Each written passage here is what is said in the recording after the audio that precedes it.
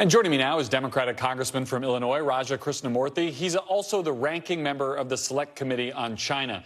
Congressman, I want to start with your reaction to some new polling. This latest poll shows President Biden's approval rating at an all-time low now. This poll shows only 3 in 10 Americans say Biden is paying enough attention to the issues that are most important to them. I wonder, do you think the president's record is strong enough for him to run on? Does he need a new message? I think his record is excellent. I think that at this point, I'm hoping that the campaign tries to get the message out about the record, but also makes it clear to voters that a lot of challenges remain, and he's the best person, best positioned to deal with those remaining challenges. The other side of that coin is the contrast argument. The president makes it all the time, but we're seeing this continued disturbing rhetoric by the former president, Donald Trump, most likely nominee to face Joe Biden. The Biden campaign has compared what's come out of Trump's mouth recently to Hitler and Nazi Germany.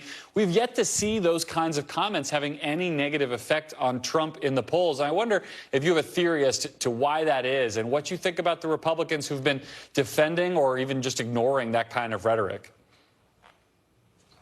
I don't have a theory, but what I do know is that, among the folks that I talk to, I think independent voters,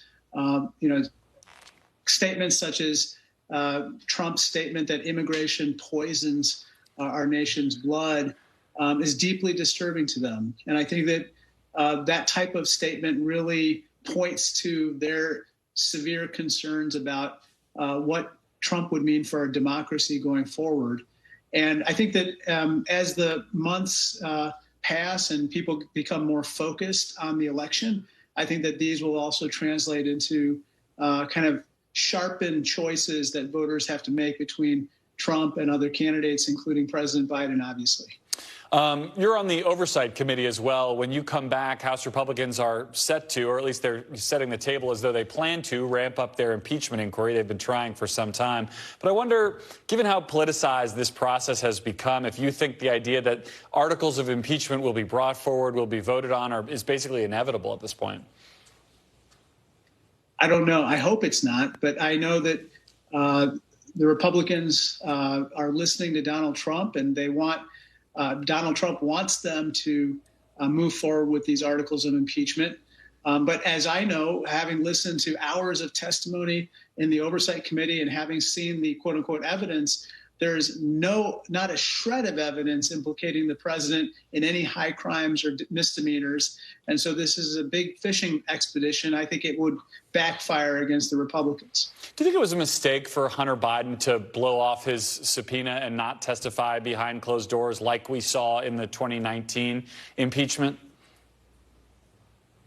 I don't think so. I think that what he said, based on what I understand, is that he said, I'm happy to testify, but I'd like to testify in the open so that people can see exactly what I have to say. And given the Republicans' track record of distorting deposition testimony or selectively leaking it, I think that his move to ask for an open deposition made a lot of sense. All right, I want to switch gears here a little bit. I've been probably on the opposite side of the politicized spectrum here from the Oversight Committee is the China Select Committee, where you're the ranking member. That's been probably the most bipartisan committee in this Congress. I wonder, given everything we've watched go on in Washington over these last couple of weeks, how do you think Chairman Xi is viewing some of these struggles in Washington, whether it be all the changes in House leadership to Congress failing so far to fund our allies like we've promised? I think they relish this kind of dysfunction. I think their theory about America, for that matter, and Congress in particular, is that we are hopelessly divided, that we're tribal, we can't focus on any long-term challenges, and that we can't unify around potential threats. And so when they see us dilly-dallying on aid to Ukraine or aid to Israel, when they see all these leadership changes, especially the lack of a speaker for weeks and weeks, I think that it only reinforces their beliefs, but also it provides material for them for propaganda purposes around the world.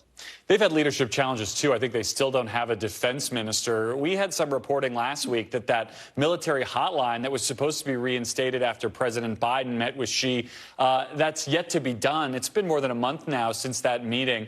Do you think President Biden got as much as we sort of thought he got, as much as the White House advertised that he got out of that meeting? What do you make of that development, given the sort of cool status between the two militaries?